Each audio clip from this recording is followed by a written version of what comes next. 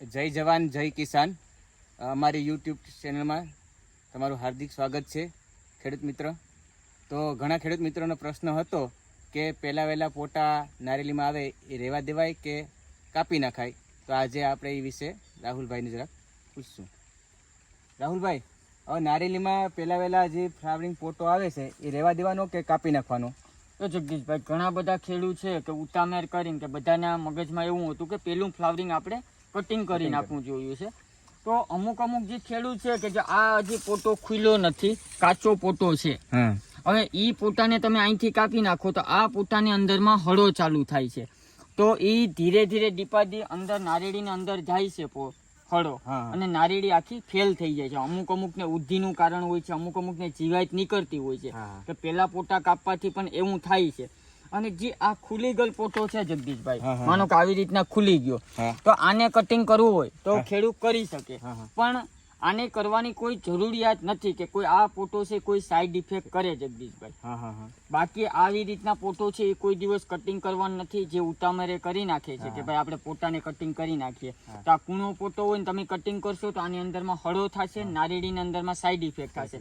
આ પોટો તમે કાપી શકો દાંતેડે. એવું છે.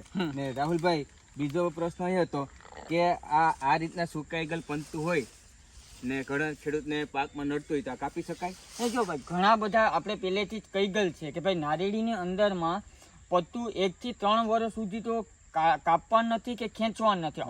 અમુક ખેડૂત જે છે કે આ જે વાવેતરની લાલેશમાં પત્તાને કટિંગ કરી નાખતા હોય છે જગદીશભાઈ. તો એ પત્તાને કટિંગ કરે છે તો નારેડીની અંદરમાં ઘણો બધો સાઈડ ઇફેક્ટ થાય છે કે જેટલા તમે પત્તા કટિંગ કરશો ને એટલી નારેડી પાછળ હોઈ જશે. વર્ષ દિવસ 6 મહિના આ નારેડી પાછી પડી જશે.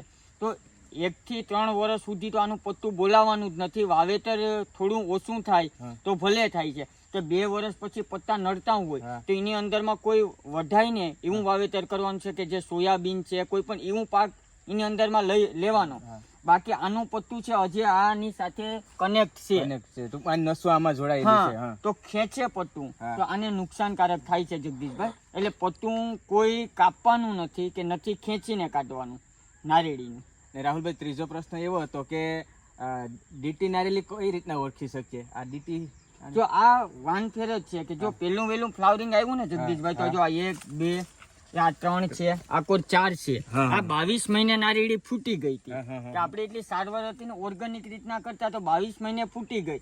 અને 22 મહિને ફૂટી પછી પેલું વેલું ફ્લાવરિંગ છે, પત્તે 4 પોટા આવ્યા છે એની અંદરમાં. તો આ ઓરિજિનલ વાનફેર તરીકે જ ઓળખાય છે. ને આની રીતના જો આનામાં ગ્રોથ કેવો છે, કેવડી ફૂટની હાઈડેથી ચાલુ થઈ, આ 1.5 થી 2 ફૂટની હાઈડેથી ચાલુ થઈ ગઈ છે કે તો આને કહેવાય વાનફેર નારેડી કે ડીટી નારેડી જે કહીએ ને આપણે કે કોક ખેડૂત વાનફેર કહેતા હોય, કોઈ ડીટી કહે, જો એ આને કહેવાય છે જગદીશભાઈ. રાહુલભાઈ, તો હવે માન લો કે આ 22 મહિનાની થઈ, તમારે અત્યારે આમાં ઉત્પાદનમાં સોયાબીન પર છે, તો હવે સોયાબીન કાઢીને આ ધોરિયા મોટા કરવાના કે આ રીતના જ રહેવા દેવાના? જો આપણે તો આ વાવેતરની અંદરમાં ધોરિયા મોટા નથી કર્યા. બાકી તો હવે આપણે આના 2.5 વર્ષ પૂરા થઈ ગયા છે. જયારે સોયાબીન નીકળશે ત્યારે 2.5 વર્ષ આના પૂરા થઈ ગયા છે. પછી આની અંદરમાં આપણે કોઈ વાવેતર જ નથી કરવાનું. જેટલું વાવેતર કરશું ને એટલું આને સાઈડ ઇફેક્ટ થશે જગદીશભાઈ. એવું છે. એટલે માટે 2.5 વર્ષેથી વાવેતર મેલી દે તો એ નારેડી માટે બહુ બેસ્ટ રહે. બાકી વાવેતરની લાલેશની અંદરમાં આપણે ધોરિયા નાના રાખશું, પત્તા કાપશું તો આની અંદરમાં સાઈડ ઇફેક્ટ થશે. અને જે કોઈ ખેડૂત છે કે ભાઈ 2 વર્ષ પછી પણ મગફળી માંડવીનું વાવેતર કરે છે તો ટ્રેક્ટર અથવા હાથીએ કાઢે તો આ પંતા નડે છે તોય કટિંગ કરી નાખે છે, તો એનાથી સાઈડ ઇફેક્ટ વધારે થાય છે. એટલે બીજા વર્ષ પછીથી વાવેતર કરો તો એવું કંઈ નહીં કરવાનું, વધાઈને એવું વાવેતર કરવાનું જગદીશભાઈ. એવું છે. વધુ માહિતી માટે અમારે ઓર્ગેનિક કોકોનટનો સંપર્ક કરો.